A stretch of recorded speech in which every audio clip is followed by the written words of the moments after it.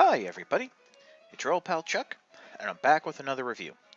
Don't know when you're seeing this, but it's the Wednesday after Hurricane Sandy.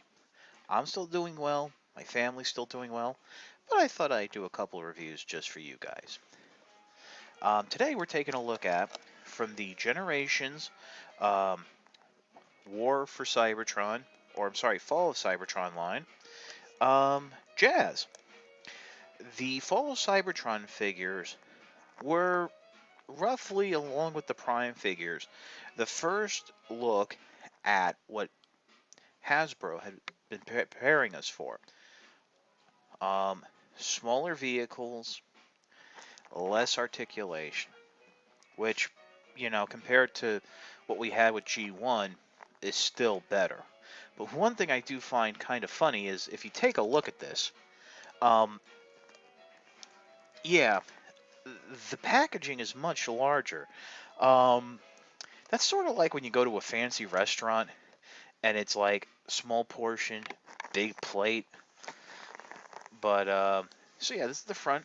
Um, the CGI render from the game, his vehicle mode. Get used to that car mode because I assume that's going to be the new Cybertronian car for the Fall of Cybertron games. So we might see this a couple times. He's Series 1, number 2. Optimus Prime is number 1, but I'm starting with Jazz. And here's the back. A Photoshop image of the toy, little bio, and old school style tech spec. This was actually after they stopped using the red decoder bar. They were using this uh, line graph type of thing. So you have the cross cell on the bottom. That's about it. Let's get to the toy. And here's Jazz. We're starting off in his vehicle mode, even though he's packaged in his robot mode, because there's little nuances to his transformation that are best shown going from vehicle to robot. As you can see, he's predominantly white with some blue highlights. Slight resemblance to his G1 model. The white is coming off a little brighter on my camera than it is in person. It's more like a ivory white, so it's a little dull, but it has a nice metallic sheen to all the paint. There are some black and gray highlights here in the rear of the car where the thrusters are. Robot hands, robot hands. There's also some nice Tron-like red detailing on the wheels. It does come with a hand pistol that is quite nice. It's not all that wonderful. It's certainly smaller than the gun that Hunt for the Decepticon Jazz came with, and his G1 counterpart. It's done up in a dull gunmetal gray. Now, one of the interesting things we're doing with the Fall Cybertron figures is the weapons are character specific, but they also represent weapons that you can pick up in the game. So while this is a handgun that Jazz uses, it's also a handgun that can be used in the game. I'm going to put this off to the side. Going to start off with transformation. Easiest thing to do is come into the rear here, split it open. You're just going to untap it and swing what will be the arms out. Next, you're going to come in and flip what will be the legs forward. Now this is where things get a little interesting. Basically, right now Jazz is a floppy mess. But everything's going to peg together nicely. Let me just pause here so I can readjust my camera. And let me show you. It's a little bit of automorph.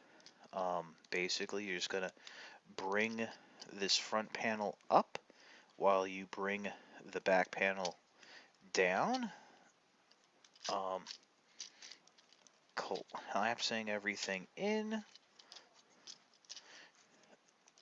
and if it doesn't look pretty, because it's not, you know what, I'm just going to pause right here, and I'll be back with him properly transformed. Okay, let me show what I did. Coming on the back here, there's, on his sections that would be part of his arms, there's these little thin blue tabs that slide into grooves on these white fins here where my fingers are. Other than that, the rear section pegs into his back, like so, and it all collapses together to form his chest. The next step is you're going to come forward, and this I want to show you. This is some new, they're cheapening the plastic, but they've gone ahead and made this new tabbing system where if you take a look, um, here, let me bring it up for you, but basically, it's not just a tab, but it's a hook. I'm trying to see how I can show it to you. If you see it from this angle, it's a hook that, so when you bring it in like that, when you're going to remove it, you need to lift and pull, or else you might break the tab. Once you have that arm section in, you then want to come up to the shoulder here.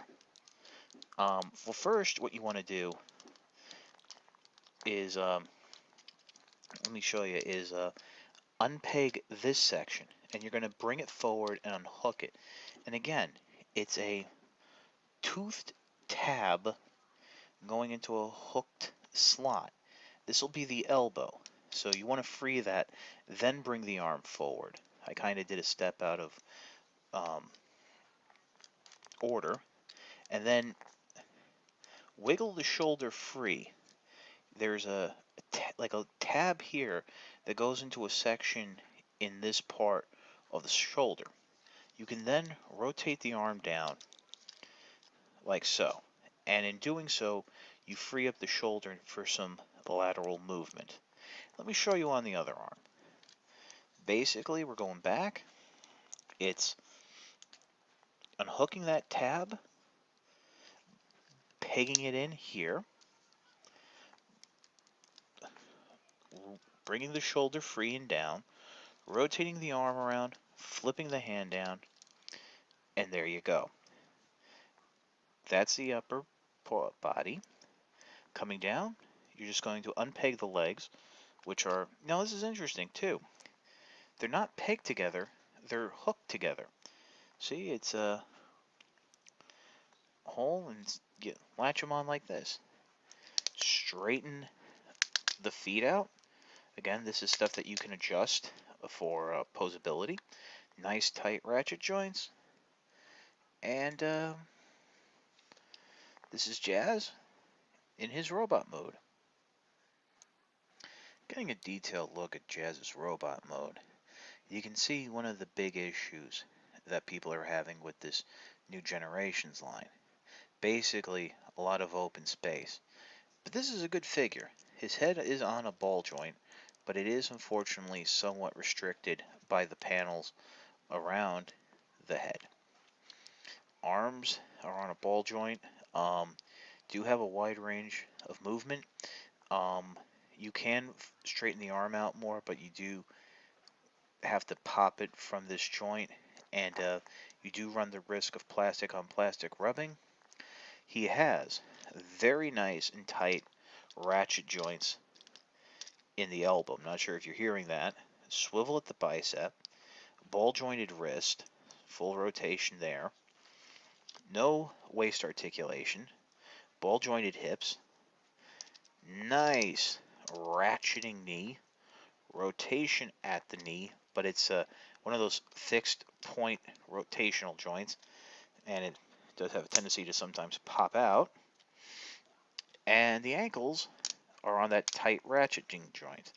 So, you know, he does have a lot of good articulation. Fall of Cybertron Jazz is a good figure. Not a great figure, but good.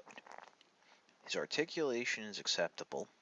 The transformation is unique, um, although I could have done without that automorph type of gimmick, which, as you saw, can sometimes lock up and cause issues with transformation. I can recommend the figure, but not as a first purchase.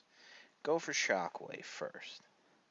Also, you can wait for his repaint remold into Sideswipe, who comes with a couple different weapons as well.